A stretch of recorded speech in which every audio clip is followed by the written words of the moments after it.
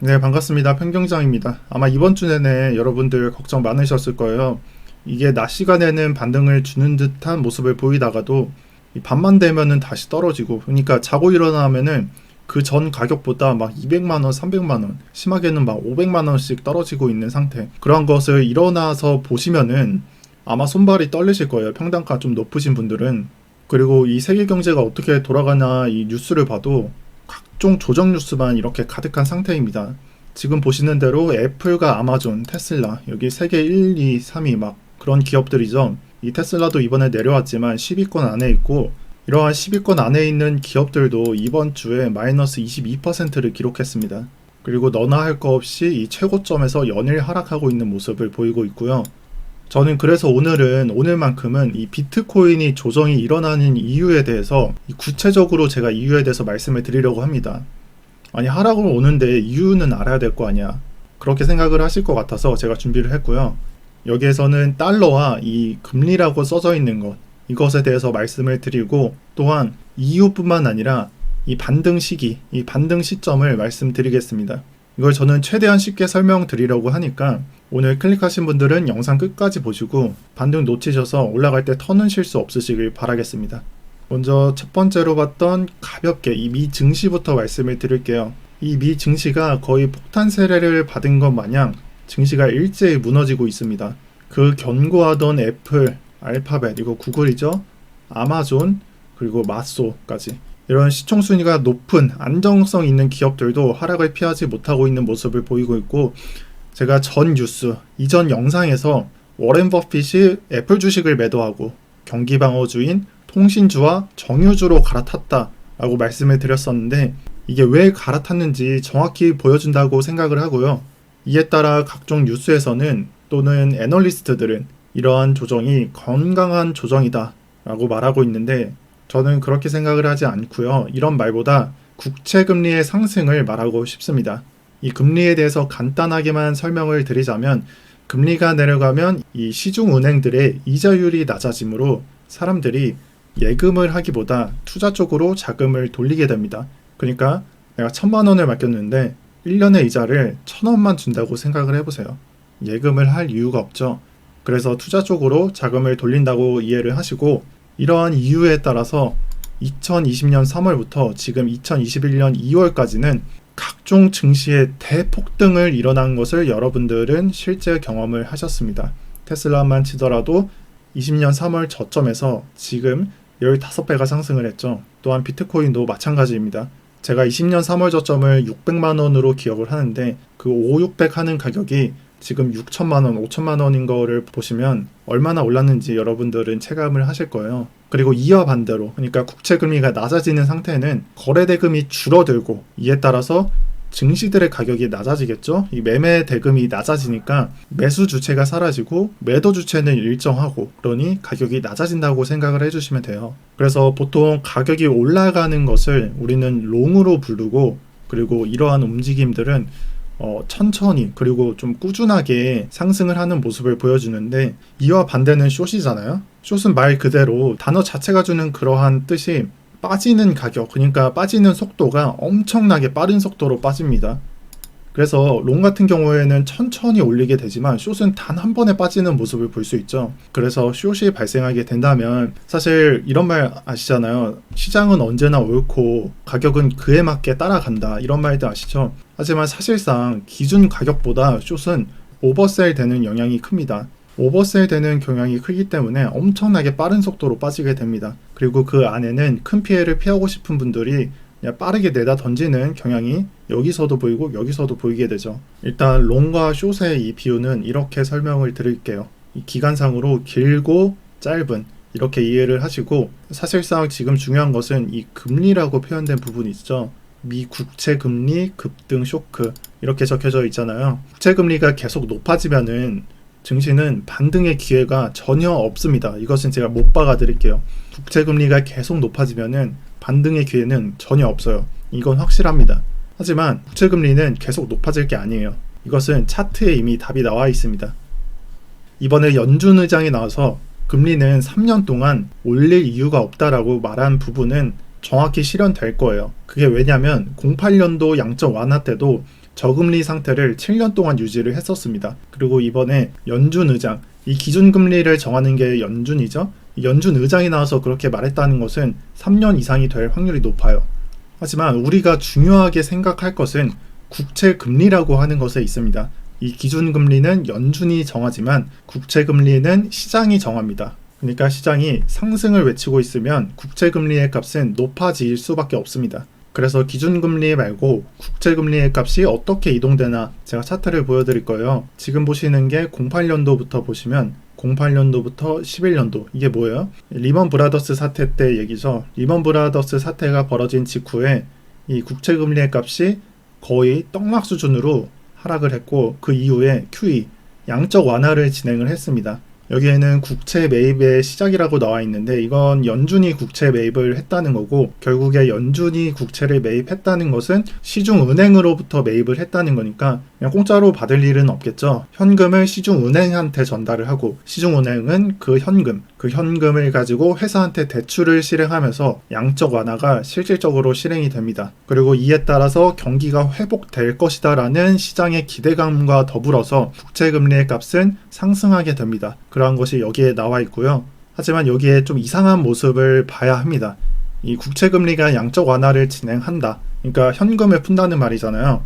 그렇다는 말은 시장에 현금이 많아지면 국채금리가 계속해서 상승하는 모습을 우리가 생각을 할 수 있겠는데, 여기 보이시는 차트는 상승을 했다가 다시 하락을 하고, 또 이쯤에서 다시 2차 QE, 2차 양적 완화를 진행을 했을 때 다시 상승을 하게 되는 모습을 보이고 있습니다.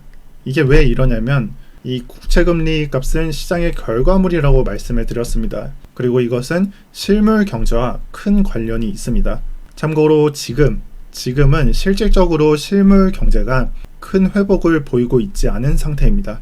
여전히 실업률은 코로나 직후 떡락을 했다가 양적 완화를 진행함으로써 반등을 했지만 그 반등 수준이 계속 유지되는 것을 보이고 있고요. 이것을 어떻게 보면은 루트가 뒤집힌 모습이다라고 평가하는 사람도 있는데, 아무튼 그러한 상태입니다. 그리고 실업률에 더해서 이 바이러스 또한 백신의 개발로 경기 회복을 조금은 희망을 가졌었는데, 또 변종 이슈로 인해서 좀 기대감이 낮아진 상태입니다. 그래서 QE로 인해서 무조건 상승을 하는 것은 아니고, 이것은 실물 경제와 맞게 계속 유동적으로 돌아간다 라고 이해를 해주시면 좋을 것 같습니다. 지금 보시는 차트는 도미넌스라고 생각을 할 수도 있는데, 오른쪽에 수치를 보면 그러한 게 아니죠. 이 차트가 금리 값을 나타내는 차트입니다. 그리고 그 금리의 값은 10년물을 통상적으로 이용합니다. 지금의 값이 1.458이고 이 값이 언제 하락하느냐, 그것을 이제부터 알려드릴 건데요. 사실 여기에는 나와 있지 않고 과거의 데이터를 가져오겠습니다. 지금 보시는 차트가 이제 1차, 2차, 3차 양적 완화를 나타내는 표입니다. 그렇게 해서 순서대로 보시면 됩니다. 1차, 2차, 3차.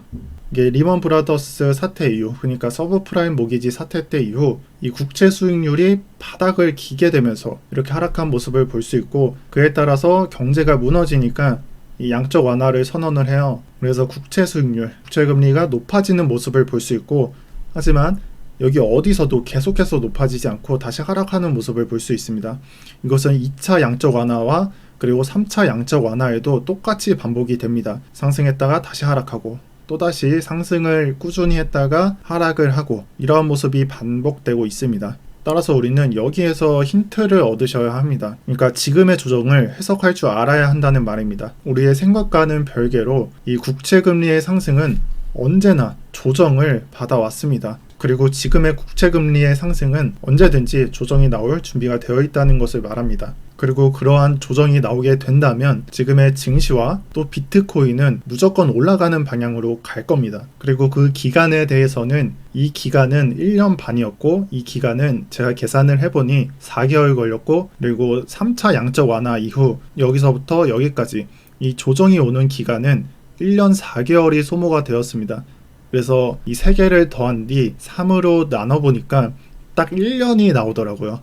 그래서 평균적으로 1년이 소요가 되었다는 값을 얻었습니다. 이 말인 즉슨 이 평균 1년 이후에 국채금리는 조정을 받게 될 수 있음을 의미합니다. 그리고 지금이 21년도 2월이죠. 미국은 20년 3월 양적 완화를 주장했다. 그러니까 실행을 했습니다. 그리고 이제 다음 달이면 곧 1주년이 됩니다. 여기에서 08년도에 최장기간 상승 주기가, 그러니까 상승 주기가 끝나는 기간까지 1년 4개월이었던 것을 감안을 한다면 지금 현재는 상승은 계속 되겠지만 조정이 나올 것을 예상을 하고, 이 증시와 비트코인이 다시 반등이 나오는 그 후의 그림, 그러니까 지금의 상황 말고 이후의 그림까지도 예상할 수 있게 됩니다. 그리고 그 기간을 사실상 대입을 하게 된다면, 이번 여름까지만 버텨낸다면 여러분들은 장기적인 투자를 진행했을 때 특히나 비트코인과 이더리움의 가격을 따지지 않고 개수를 모으시는 분들 많으실 거예요. 그래서 나는 비트코인이 뭐 두세 개 있다, 10개 있다, 그리고 이더리움은 100개, 10개, 20개 이렇게 있다, 이렇게 계산하시는 분들은 이번 여름에는 큰 기대를 하셔도 좋다는 말이 되겠습니다.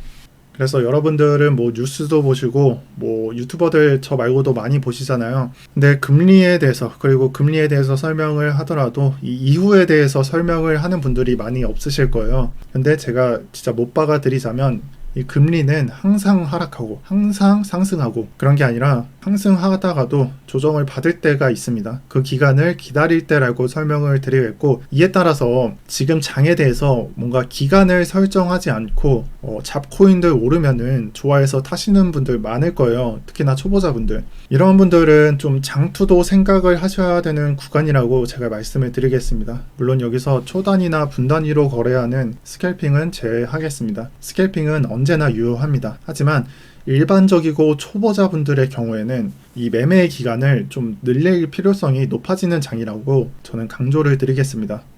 여기서부터는 여러 자료들을 보여드릴 건데요. 이 1년 홀드, 그러니까 1년 호들이라고 표현을 하는데 1년 이상 비트코인을 보유한 지갑의 개수라는 표현입니다. 그리고 그러한 값이 이 아래 이 노란색 그래프에, 노란색 차트에 나와 있습니다. 그리고 비트코인의 가격은 파란색으로 표시가 되어 있습니다. 원래는 이러한 값이 이 디커플링 된다 해서 큰 의미를 가졌지만 지금은 큰 의미를 두지 않는 것이 좋습니다. 왜냐하면 같이 올라간 기록이 이때부터 기록이 되기 시작됐기 때문입니다. 그래서 커플링 되기도 하고 디커플링 되기도 하고 이러한 값을 나타내고 있고, 이러한 값을 나타낸다쯤만 이해하시길 바랍니다.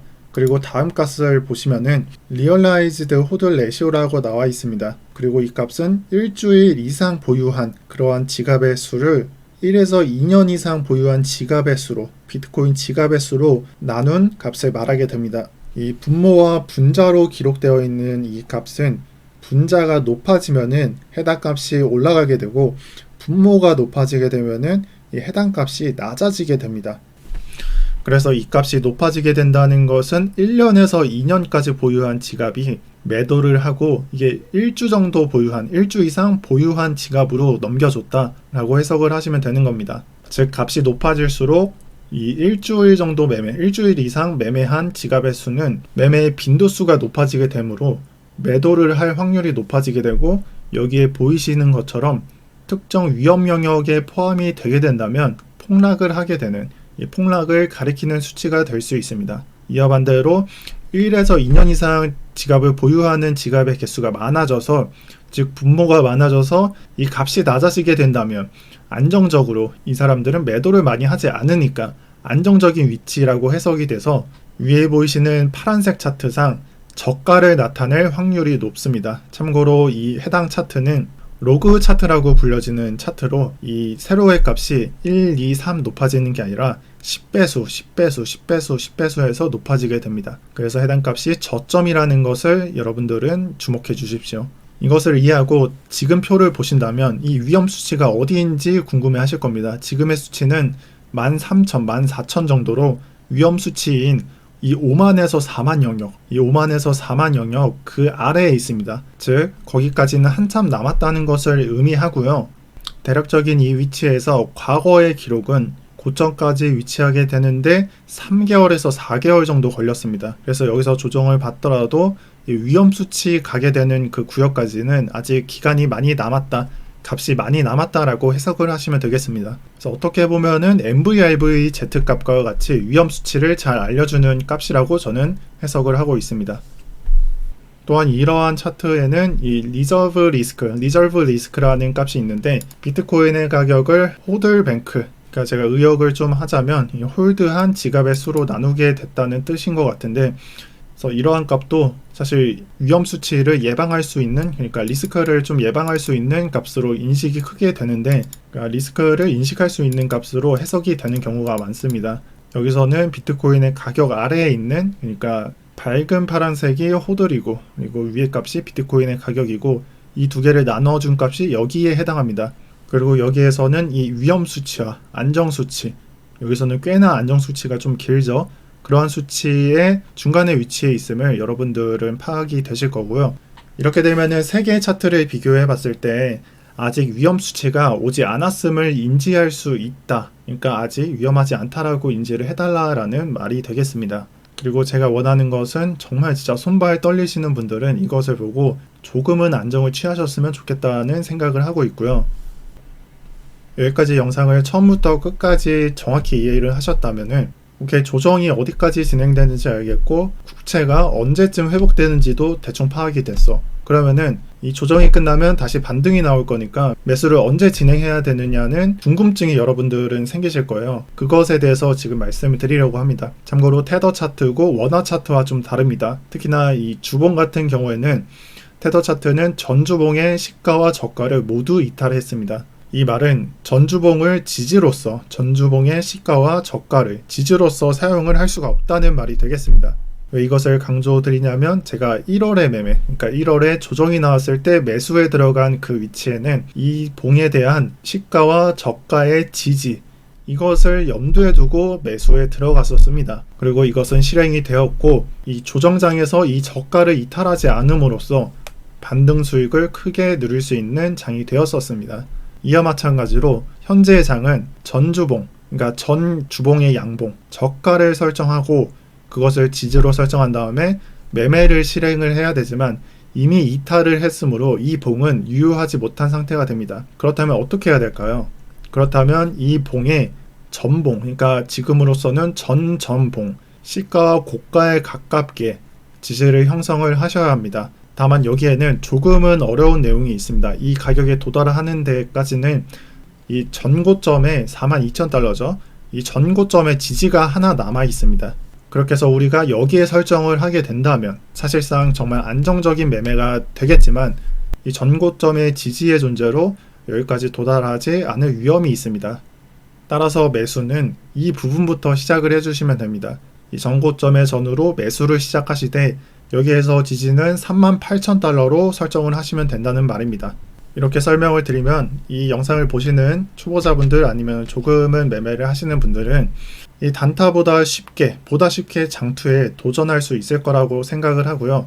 이 자료를 토대로 개인으로서 잘 판단하셔서 매매를 진행해 주셨으면 좋겠습니다. 또한 이와 별개로 여기에 더해서 실시간으로 지지에 대해서 추가적으로 듣고 싶으신 분들은 이번 영상에 댓글을 누르시면은 평경정방이 소개되어 있습니다. 그 방에 들어오시면은 큰 도움 얻으실 수 있고요. 특히나 지지에 대해서 날마다 설명을 드리고 있으니까 반드시 참고를 해주시고, 오늘 영상은 여기까지 하겠습니다. 특히나 실시간으로 변하는 값들은 제가 영상으로 전달드리기에는 조금의 무리가 있으니 평경정방을 통해서 도움을 얻으시고, 오늘 영상은 여기까지 하겠습니다. 시청 감사드립니다.